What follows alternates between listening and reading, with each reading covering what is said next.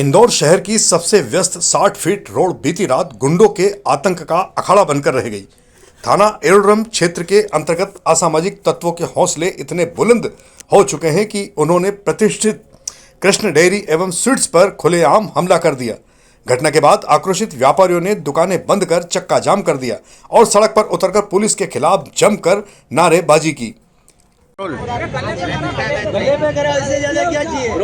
बता भैया क्या हुआ था पूरा मामला। ये रात को रबड़ी लेने आए, इनको फ्री में चाहिए। पहले भी तो एक दो बार मांग के ले गए और इस बार रात को मना किया तो इन्होंने जानलेवा हमला किया गर्दन पे चाकू से। जिसको लगी है वो कहाँ पे अभी भर्ती है? अपने एज के हॉस्पिटल में भर्ती है। वो रात भर से आईसीयू में वो जीवन मौत का संघर्ष कर रहे हो।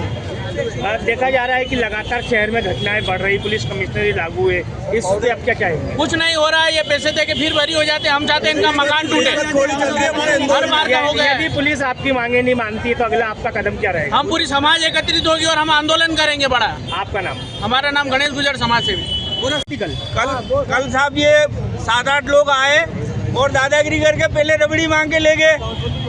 एक बार दे दी, फिर दोबारा आए, बोले कम पड़ रही है। थोड़ा सा मना करा तो गाली गलौज करके और माराकुटी करने लगे। लोग थे जिनने ये घटना करी है? साहब ये कोई बासमती लोग है, सामने कॉलोनी में रहते हैं, गली में यहीं। और उनपे पहले भी आपराधिक केस दर्ज है। जो दुकान वो तो भर्ती है भी तो अस्पताल में। हम समाज के लोग हैं, पूरी जानकारी वो देंगे साहब। मतलब कितना क्या घाव लगा होगा? घाव गले में लगा है साहब, गले में चाकू मारा है क्या? बाप और बेटा दोनों भर्ती हैं अस्पताल में। पुलिस द्वारा क्या क्या कार्रवाई की जा रही है? पुलिस वालों ने अभी कोई कार्रवाई, अभी वो गिरफ्तार नहीं हुए। 24 घंटे आप क्या चाह रहे हैं? हम ये चाह रहे हैं कि उनके मकान टूटे। आप ऐसे अपराधियों को कब कार्रवाई करोगे आप? आपका परिचय? हाँ, मैं समाज सेवी डालचंद गुजर समाज का आदमी हूँ, समाज सेवी हूँ। और मेरी पूरी समाज के अभी 1000-2000 लोग इकट्ठे होने वाले हैं यहाँ। क्या प्रत्यक्षदर्शियों के अनुसार कुछ युवक दुकान पर आए थे और मिठाई खाने के बाद जब पैसे मांगने लगे तब उन्होंने दुकानदार का विरोध किया, बल्कि उनके साथ मारपीट शुरू कर घातक हथियारों से हमला भी कर दिया, जिसके कारण क्षेत्र में अफरा तफरी की स्थिति मच गई थी। अभी भी 2 व्यापारी जीवन और मृत्यु से संघर्ष करते हुए अस्पताल में अपना उपचार करा रहे हैं। इस बात को लेकर सारे व्यापारियों में जमकर आक्रोश व्यक्त हो रहा है। वो बहुत दुखदपूर्ण है। 20 से ज्यादा मौतें हो चुकी हैं प्रदूषित जल के कारण, जिसकी जिम्मेदारी बीजेपी के मंत्री, बीजेपी के म्युनिसिपल कॉरपोरेशन, इन सब की है। अफसोस ये है कि ये पहली बार नहीं हो रहा। इंदौर के लोगों के बीच में ऐसी हत्या पहली बार नहीं हो रही जो बीजेपी की लापरवाही या बीजेपी के अपराध के कारण या बीजेपी के पाप के कारण हो रही है। कुछ देर पहले कुछ बच्चों की मृत्यु अस्पताल में चूहों के कारण हुई। कफ सिरप के कारण काफी मौतें लगातार होती जा रही हैं। ऐसी वारदातों पर अंकुश क्यों नहीं लग रहा? क्योंकि बीजेपी को लगता है उसकी जवाबदेही नहीं है, उसकी जवाबदेही देने की भी जरूरत नहीं है। और ये सबसे बड़ा उदाहरण था जब कैलाश विजय वर्गीय को जब सवाल पूछा एक पत्रकार ने इन मौतों के कारण, तो जवाब मिलता है घंटा। इससे पता चलता है मानसिक रूप से कितना बीमार है ये व्यक्ति। और इनको लगता है बीजेपी वालों को कि ये सीधे आकाश से सीधे आए हैं, देवता हैं, अवतार हैं और लोगों के ऊपर शोषण कर रहे हैं। ये लोगों का कुछ एहसान इनके ऊपर नहीं है। ये भूल गए हैं इन्हीं लोगों का वोट लेकर ये सत्ता में आए हैं और इन्हीं लोगों की सेवा करनी थी। आज अपनी लापरवाही से इन्हीं लोगों की जाने जा रही हैं। और जब इनकी अकाउंटेबिलिटी इनसे पूछे कि आपकी जिम्मेदारी है, तो ये घंटा जैसे शब्द बोलते हैं। इनसे इनका मानसिक रूप जो है, इनकी जो मानसिकता है वो दिखाती है। ये बीमार है मानसिक रूप से। यूथ कांग्रेस के राष्ट्रीय अध्यक्ष उदय भानु सिंह ने भागीरथपुरा दूषित जल कांड को लेकर सीधे बीजेपी की कार्यशैली पर जमकर सवाल खड़े किए हैं। उन्होंने कहा कि दूषित पानी से हुई मौतों के मामले में प्रशासनिक चूक ही नहीं बल्कि सत्ता की संवेदनहीनता का ताजा नतीजा है। चिप के मुताबिक पिछले कुछ महीनों से गंदे पानी की शिकायतें लगातार सामने आ रही थी, लेकिन ना तो नगर निगम जागा और ना ही जनप्रतिनिधियों ने गंभीरता दिखाई। उन्होंने आरोप लगाया कि बीजेपी ने शासन करते करते जवाबदेही को पूरी तरह से त्याग दिया है। अब जनता सवाल पूछती है तो सत्ता पक्ष के लोग समाधान देने के बजाय उल्टे लंबे चौड़े विवादित भाषण देने लग जाते हैं। हाँ जी, आज आपको जैसे मालूम है कि रिक्रूट्स के बैच 208 और 209 का आज दीक्षांत था। ये आज जैसे आपको मालूम है कि 407 आरक्षक यह समय शामिल हो रहे हैं। इनका जैसे आपको पता होगा कि बहुत भिन्न भिन्न विषयों पे इनको ट्रेनिंग दी गई है। वेपन है, ड्रिल है, सीमांत के बारे में है, कानून के बारे में है। तो इसके बाद ये आज पूरी तरह तैयार हैं ट्रेनिंग के बाद सीमांत की रक्षा करने के लिए। सीमा सुरक्षा बल के सहायक प्रशिक्षक केंद्र इंदौर में आरक्षक बैच 208 और 209 की भव्य दीक्षांत परेड आयोजित की गई। 44 सप्ताह के कठोर प्रशिक्षण के बाद 407 नव आरक्षकों ने राष्ट्र रक्षा की शपथ ग्रहण की। इसके साथ ही आकर्षक परेड का भी आयोजन किया गया। अतिथि महानिरीक्षक तेजिंतन पाल सिंह सिद्ध रहे। शपथ ग्रहण के बाद नव आरक्षकों ने रंगारंग प्रस्तुतियां भी दी, जिसमें मांस पीटी और बिहू नृत्य आकर्षण का केंद्र रहे। उत्कृष्ट प्रदर्शन करने वाले प्रशिक्षुओं को मेडल और प्रशस्ति पत्र देकर भी सम्मानित किया गया। जो सीवेज लाइन और जो मेन लाइन का काम है उसको देखा, सभी लोगों से चर्चा हुई। हम लोग दोनों जगह पे जहाँ पे लोगों का उपचार नॉर्मली हो रहा है, दोनों क्लिनिक आज आपके सामने पीएचसी के सामने और संजीवनी भी गए थे, डॉक्टर से बात की।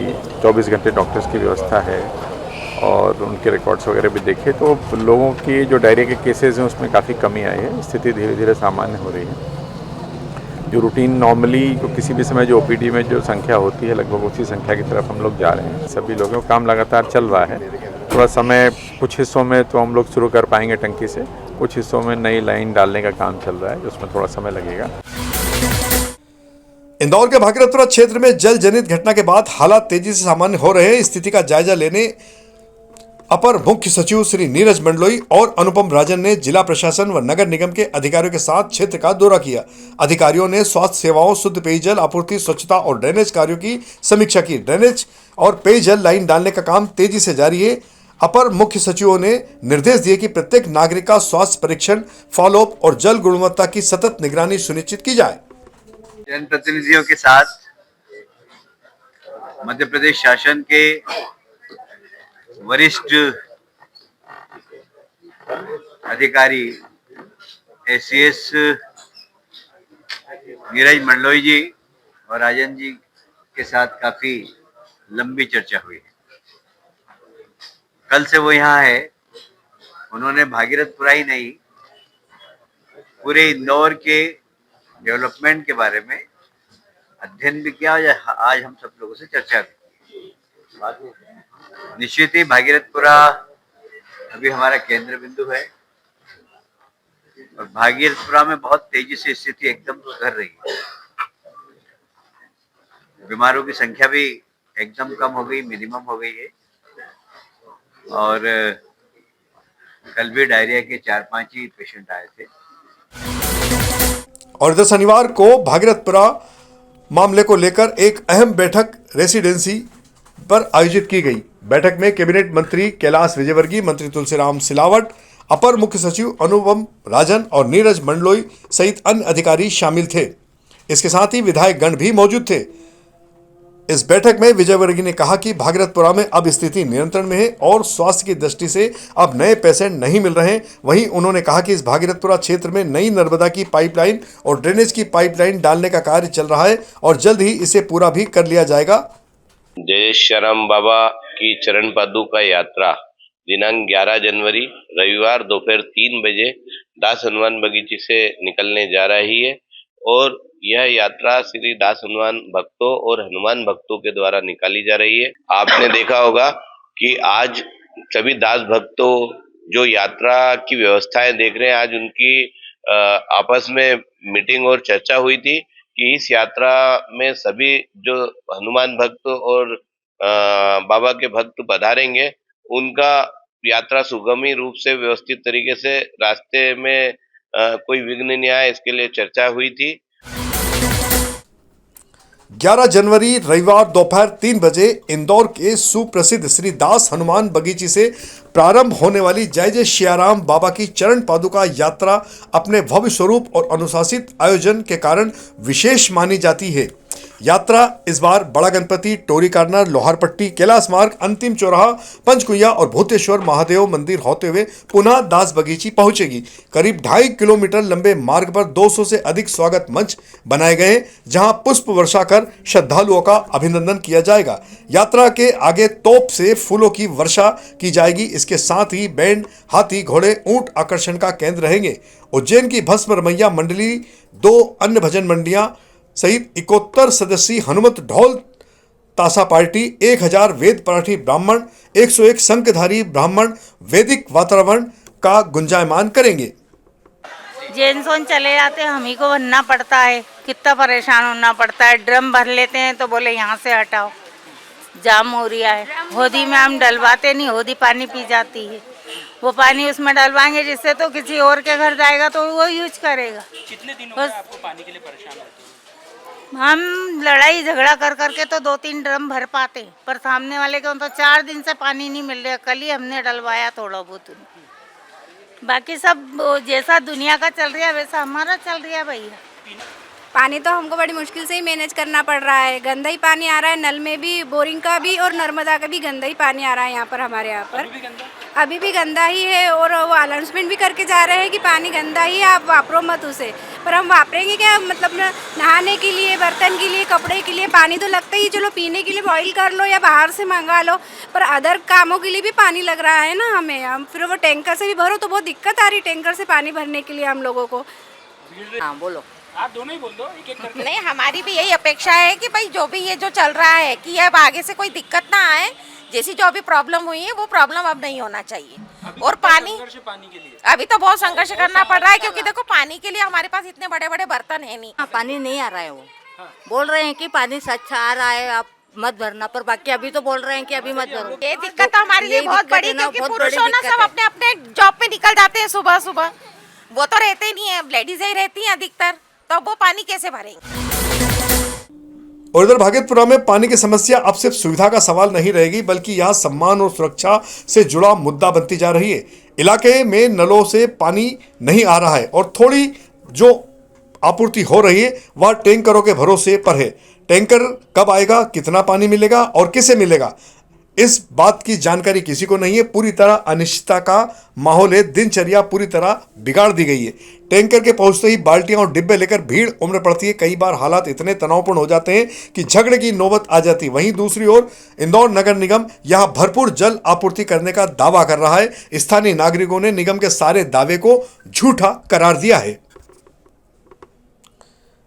और इधर भागीरथपुरा में दूषित पानी से मौतों के बाद प्रशासन भले ही हालात नियंत्रण में होने का दावा कर रहा हो, लेकिन सियासत ने इस मुद्दे को और गर्मा दिया है। नेता प्रतिपक्ष उमंग सिंगार ने शहर के कई इलाकों में पहुंचकर वाटर ऑडिट किया था। नलों से सीधे पानी के सैंपल लेकर उन्होंने पानी की गुणवत्ता पर कई सवाल उठाए थे।